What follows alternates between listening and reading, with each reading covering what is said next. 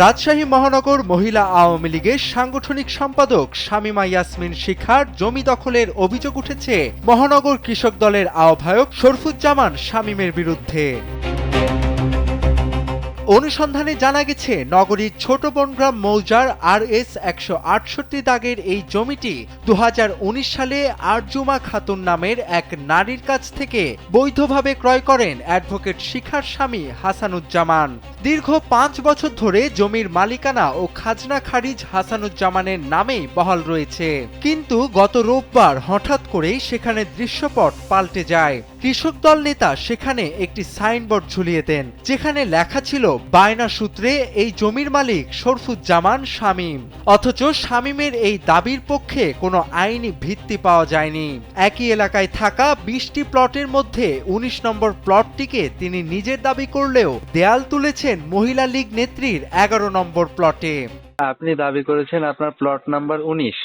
হ্যাঁ, মানে 19 নম্বর প্লটে আমাকে দিয়েছে। হ্যাঁ, আপনার প্লট নাম্বার 19, কিন্তু যার জমিটা আপনি মানে জমিটা যে বলছে মানে অ্যাডভোকেট যে, ওনার প্লট নাম্বার আবার 11, যেটা ওনার বাউন্ডারি।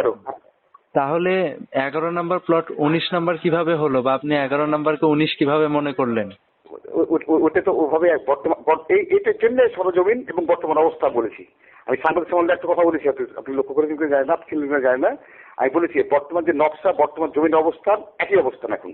তাহলে আগে কি নকশা এবং জমি আলাদা? ওরা কিভাবে কি নকশা করেছে সেটা ওরাই জানে। কালবেলার পক্ষ থেকে অভিযুক্ত শামীমের সাথে যোগাযোগ করা হলে তিনি জমির মালিকানার সপক্ষে কোনো বৈধ রেজিস্ট্রি দেখাতে সক্ষম হননি। টেলিফোনে আলাপকালে শরফুজ্জামান শামীম স্বীকার করেন যে বিতর্কিত ওই জমিটি এখনো তার নামে রেজিস্ট্রি হয়নি, তিনি কেবল বায়না সূত্রে মালিকানা দাবি করছেন। আপনার কাছে কি জমি রেজিস্ট্রির কাগজ আছে, বা আপনি কি খাজনা দিয়েছেন? আপনি জমিটা কবে কিনেছিলেন?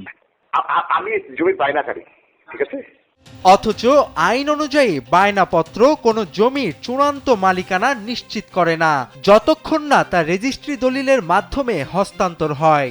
অন্যদিকে মহিলা লীগ নেত্রী শিখার স্বামী হাসানুজ্জামানের নামে 2019 সাল থেকে জমির নামজারি এবং হালনাগাদ খাজনা পরিশোধের সব বৈধ নথিপত্র রয়েছে। যে ডকুমেন্টস গুলো আছে জমির, সেগুলো যদি একটু দিতেন আমাদের সংবাদের জন্য খুব সুবিধা হতো।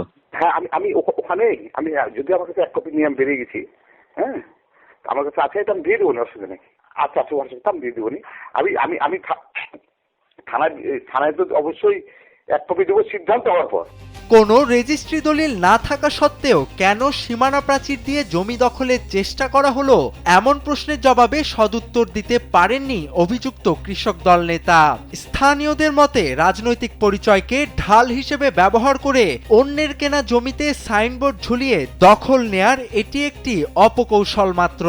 রাজনৈতিক ক্ষমতার দাপট দেখিয়ে একজনের বৈধ জমি অন্যজন দখল করার এই সংস্কৃতি রাজশাহীর সাধারণ মানুষের মাঝে আতঙ্ক সৃষ্টি করেছে।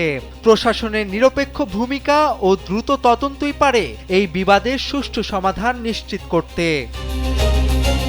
তোফায়েল আহমেদ, কালবেলা।